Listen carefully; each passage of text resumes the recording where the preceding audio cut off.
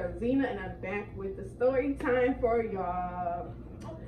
So before I get into that, I want to say I've been feeling a lot confident lately, you guys, and I just felt like I should come on here and share my energy with you guys. So therefore, I had a story time for you guys. She wants to mess up my camera so bad. Yeah. Ooh. Well, anyways, if you're new here, welcome.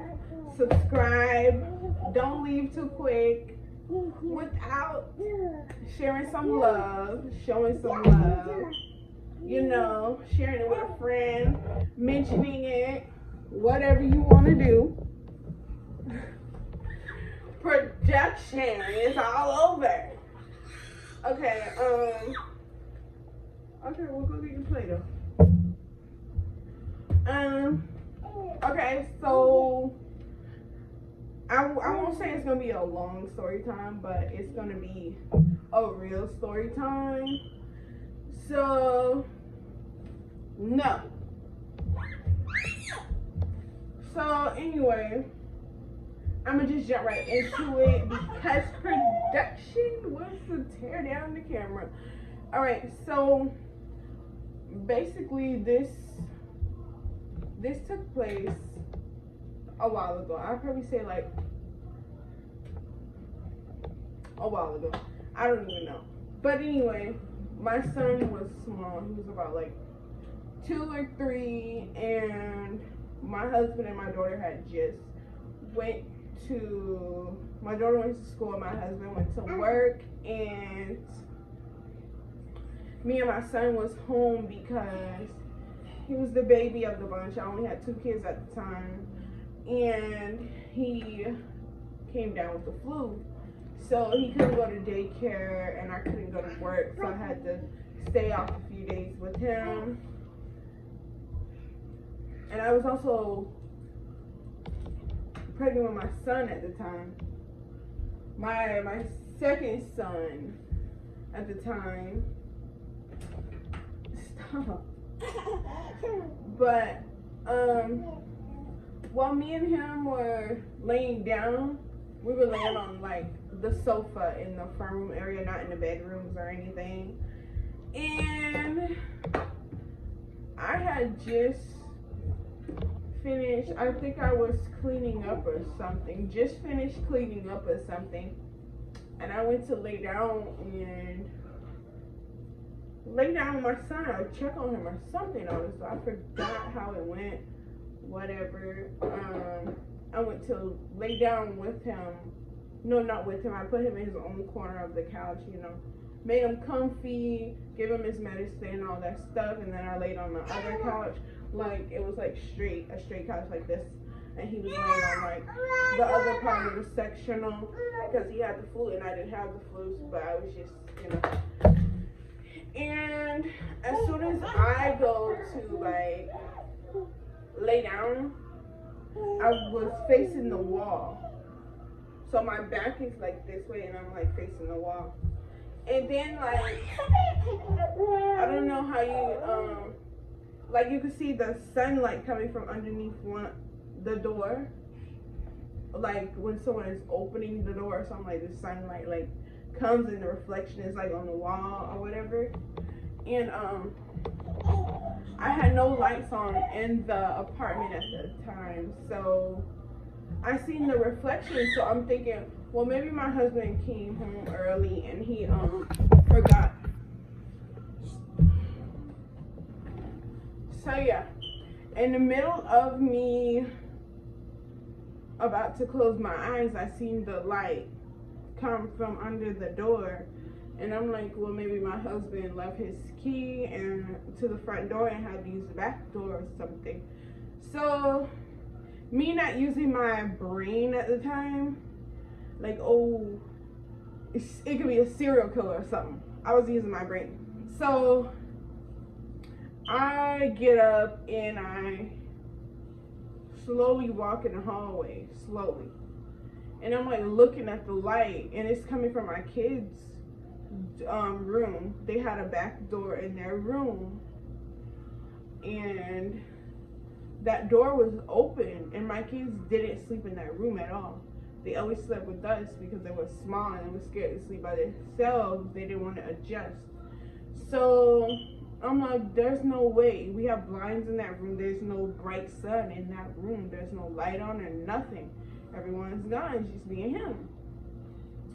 So I walked to the door. I opened the room door because I usually keep it locked. And I have to use something to unlock it. But I left it unlocked that day. So I opened the door. And I see a figure. A boy. He's standing there with my back door open. And he had his face turned this way. And the door was like here to him. He had his face turned this way. And he was communicating with somebody else while I was coming. And I said, hello? And he looked back towards me. And he said, oh, shh.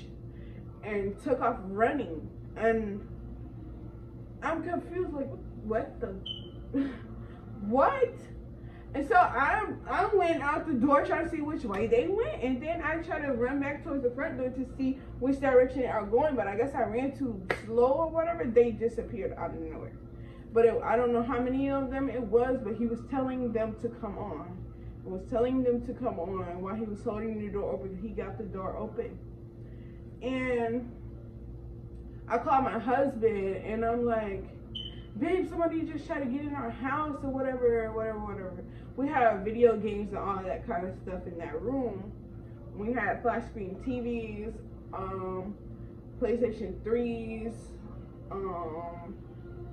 because at that time PlayStation 3s was a thing. PlayStation 4s was not a thing quite yet. It was,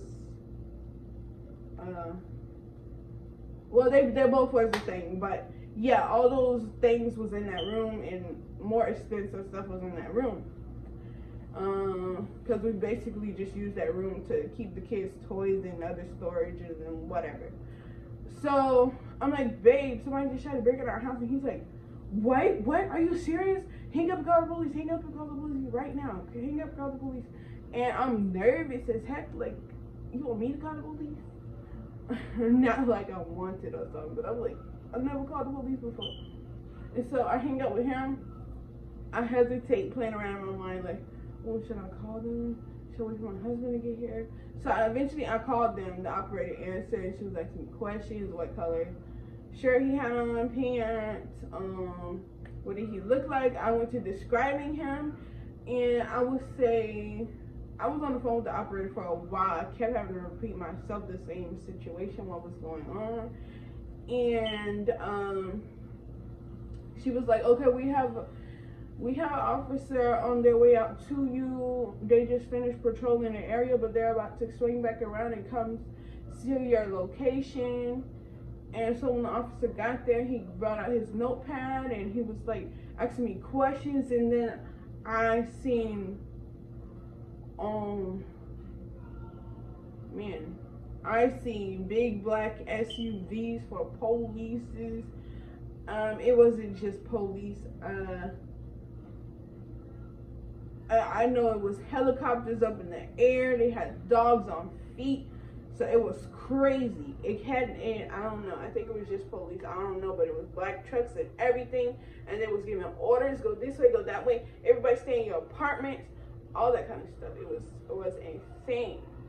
And so I was giving them the rundown, what color he was wearing, all this stuff. And the dog had the scent of this boy.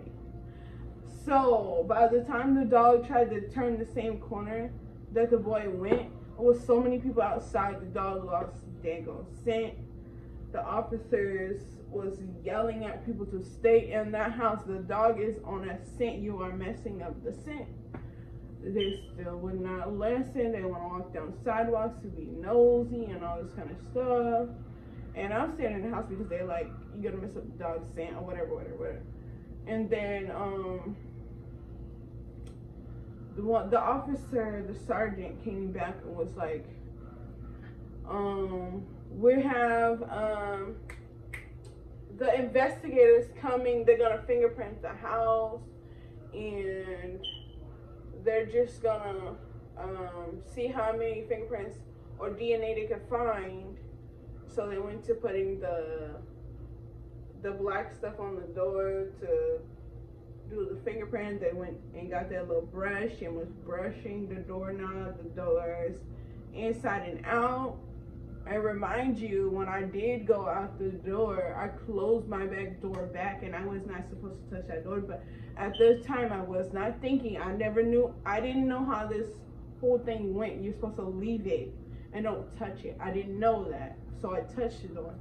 So we was already in the process of moving from that place. Anyways, we had already got another place. We were just waiting for a U-Haul to get our things moved. So everything was like packed up, and we were just getting ready to move from that place. So that just added the icing on the cake for us to move. Like, it's time to go for real. It's time to go. That just made us get a U-Haul quicker. And was like, this is not safe for our kids. No, heck no. And then the landlords want to tell us, oh, the back door was broke, and they want to try to blame us and all this stuff. And like, this is your property. How you blaming us for somebody breaking into this apartment? Like, we have no control over that. You should have had better locks and all that kind of stuff. You're the supervisor. So how is that our fault? So investigators, well, the person who took my report, they called me once I did move to my new house, and they was just like, okay, this is your case number. If you need to have an update or whatever, call this number, give us the case number, and we'll give you the whole rundown. So I called, because not even 4 days later, 3 days later, we end up moving officially out of that apartment. The apartment was a headache anyway. We grew to love it, but that is added the icing on the cake that it was time for us to relocate. I kept calling to get an update on the case, and basically they had no new information for me. Well, they got a fingerprint. Yeah, it belonged to a Hispanic boy, but they said that Hispanic boy was already in jail, and I'm like, what? And it was more fingerprints, but one of the fingerprints they had saw that Hispanic boy was already in jail, and I'm like, I don't understand that, because it was a Hispanic boy who touched my door. I don't understand that. So that was it. They basically told me nothing else after that. Just that the boy whose fingerprint, one of the fingerprints they found was him, but he was already in jail. That was it. And I just went on about my life. I was paranoid. I'm still paranoid. I have to double check doors. Every time that I get ready to go to sleep, I have to check my back doors over and over and over, because I am so paranoid. At this point now, I can't trust a thing. I get up probably 3 times a night, 3 times a day, checking my doors, checking my locks, checking my car. Oh my goodness, it's bad. Like, I be so paranoid. Like, I don't know when it's gonna happen again. Oh man, you should have saw how paranoid I was. But everything turned out good, and we're all safe. So that was the end of my story time. My son eventually got over his flu and was able to go back to school, and I was able to go back to work. But in the meantime, you guys, that's it. That's all. Subscribe to our channel, like it, comment, and also share this video, and I'll be back with more videos. Niggas got a whole that L tryna come for my pen. I'm really finna make another M. Now tell me how the fuck I'm